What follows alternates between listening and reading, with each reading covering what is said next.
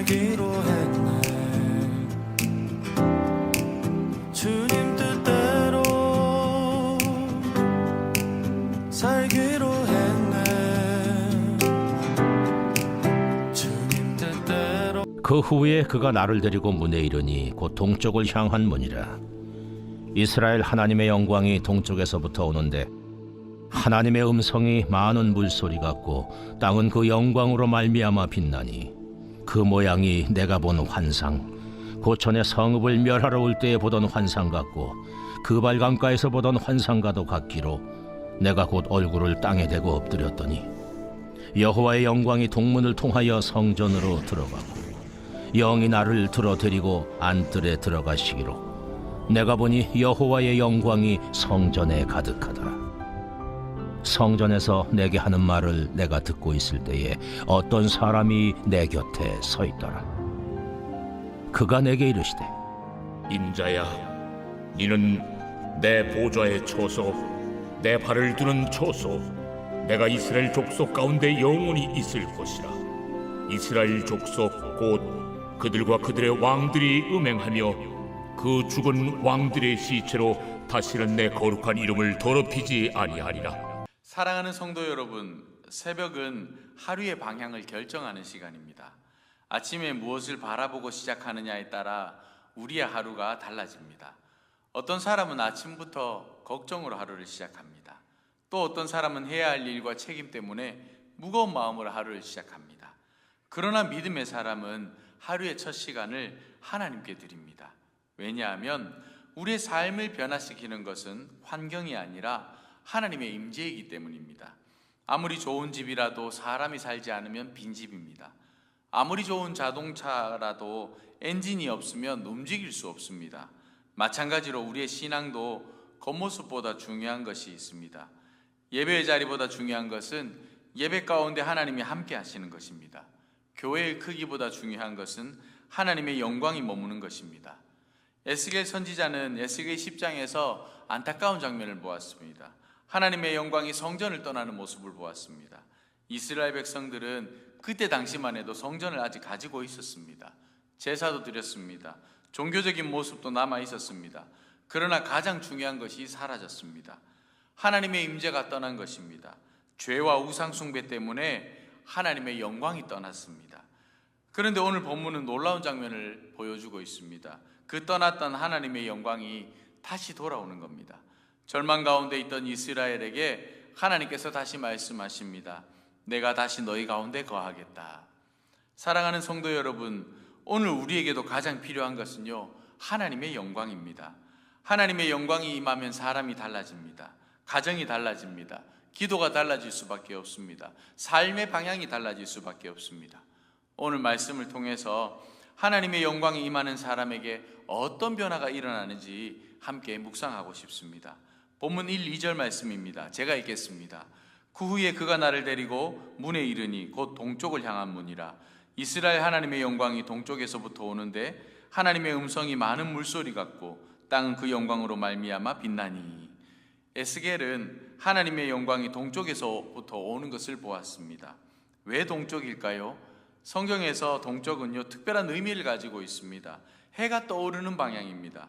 어둠이 지나고 새로운 시작이 열리는 방향입니다. 그런데 에스겔서의 동쪽은요, 하나님의 영광이 떠났던 방향이기도 합니다.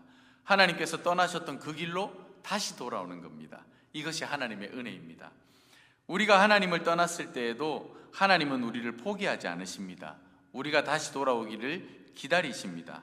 탕자의 비유를 한번 생각해 보십시오. 아들이 아버지를 떠났습니다. 자기 마음대로 살았습니다. 모든 것 다 잃어버리고 돌아왔습니다. 그런데 아버지는 문 앞에서 기다리고 있었습니다. 아들이 돌아오자 달려가 안아주었습니다. 이것이 아버지의 마음입니다. 사랑하는 성도 여러분, 우리의 신앙생활에서 가장 중요한 것은 하나님의 임재입니다. 새벽에 우리가 기도하는 이유가 무엇이겠습니까?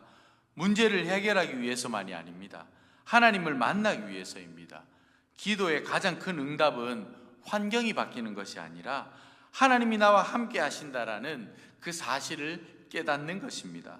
그러므로 오늘 우리의 첫 번째 기도는요, 이것이어야 합니다. 하나님, 오늘 제 삶 가운데 하나님의 영광이 임하게 하여 주시옵소서.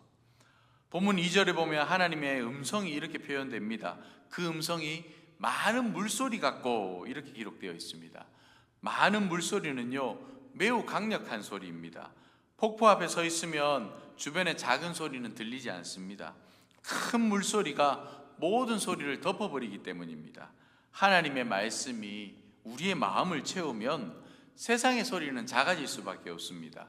염려의 소리보다 하나님의 약속이 더 크게 들리는 겁니다. 두려움의 소리보다 믿음의 소리가 더 크게 들리는 겁니다. 절망의 소리보다 소망의 말씀이 더 크게 들려오는 겁니다. 하나님의 영광이 임하는 곳에는 반드시 말씀이 살아납니다. 왜냐하면 하나님은 말씀으로 우리를 변화시키기 때문입니다. 히브리서 4장 12절 말씀은 이렇게 말하고 있습니다. 하나님의 말씀은 살아있고 활력이 있어. 말씀은 우리의 마음을 살핍니다. 잘못된 생각을 깨닫게 합니다. 죄에서 돌이키게 합니다. 낙심한 영혼에게 힘을 줍니다. 사랑하는 성도 여러분, 새벽마다 말씀 앞에 나오는 이유가 여기 있습니다. 하루의 시작을 하나님의 말씀으로 시작할 때 우리의 마음이 달라지는 겁니다. 오늘도 이렇게 기도하시기 바랍니다. 주님, 제 생각보다 말씀이 더 크게 들리게 하여 주시옵소서. 제 감정보다 하나님의 뜻을 따라 살아가게 하여 주시옵소서.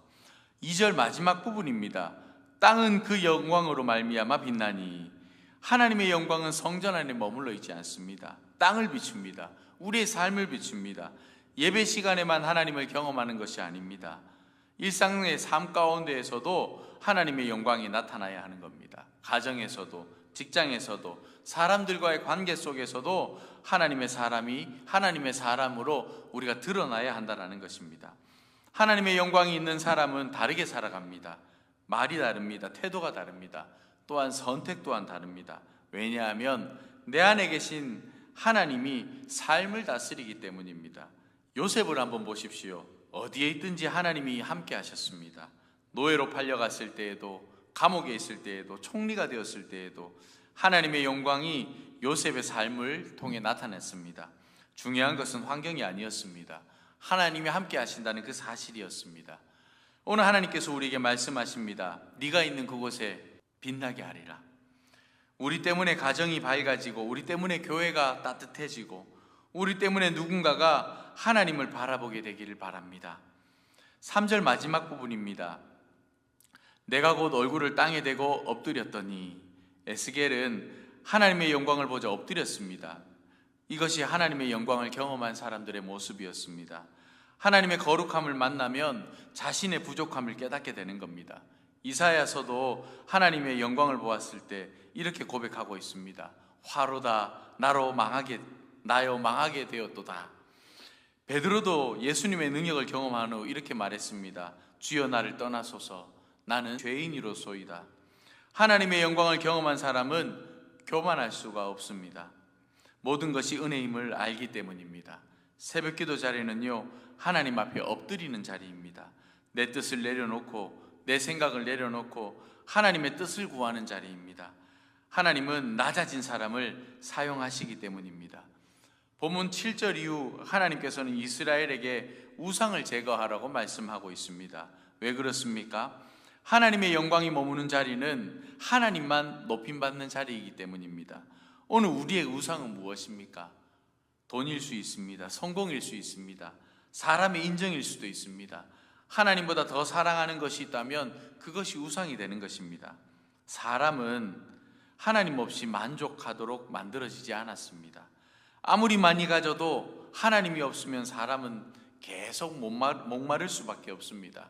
그러나 하나님으로 만족하는 사람은 다릅니다. 바울은 감옥에서도 기뻐했습니다. 하박국은 가진 것이 없어도 하나님을 즐거워했습니다. 왜냐하면 하나님이 전부였기 때문입니다. 오늘 우리 마음의 중심을 다시 한번 하나님께 드리시기 바랍니다. 사랑하는 성도 여러분, 오늘 에스겔은 떠났던 하나님의 영광이 다시 돌아오는 모습을 보았습니다. 그리고 하나님의 영광이 임할 때 삶이 변화되는 모습을 보여주었습니다. 우리에게 필요한 것은 더 많은 능력이 아닙니다. 더 좋은 환경이 아닙니다. 가장 필요한 것은 하나님의 영광입니다. 오늘 새벽 이렇게 기도했으면 좋겠습니다. 주님, 제 삶 가운데 하나님의 영광이 임하게 하여 주시옵소서. 제 가정 가운데 임하여 주시옵소서. 우리 교회 가운데 충만히 임하여 주시옵소서. 하나님의 영광이 우리의 삶을 새롭게 하시고 오늘 하루도 하나님과 동행하는 복된 삶을 살아가는 우리 모두가 되기를 주님의 이름으로 축복합니다. 기도하겠습니다. 하나님, 오늘 또 새벽을 깨워 주님의 말씀 앞에 서게 하심에 감사를 드립니다. 에스겔을 통해 떠났던 하나님의 영광이 다시 돌아오는 은혜를 보게 하시니 감사합니다. 우리의 삶에도 하나님의 영광이 임하게 하시고 우리의 마음 가운데 주님의 임재가 충만케 하여 주시옵소서. 우리의 마음속에 하나님보다 더 사랑했던 것들이 있다면 내려놓게 하시고 오직 주님만 우리의 삶의 중심에 모시게 하여 주시옵소서. 말씀으로 우리의 마음을 새롭게 하시고 오늘 하루도 하나님의 뜻을 따라 살아가는 믿음의 사람들 되게 하여 주시옵소서. 우리의 삶 가운데 함께 하시는 거룩하신 예수님의 이름으로 기도합니다. 아멘. 사랑하는